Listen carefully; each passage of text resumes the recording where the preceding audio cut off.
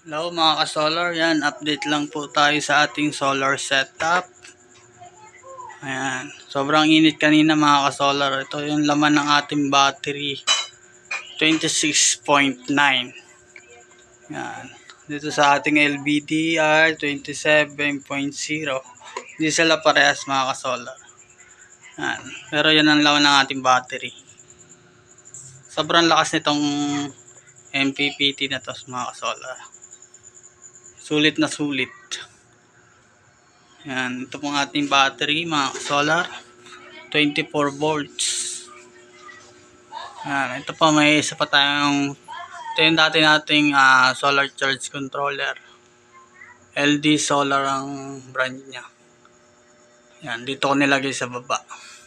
Dahil meron na tayo nitong isa. Yan, ito lang ang update natin sa ating solar setup. Salamat mga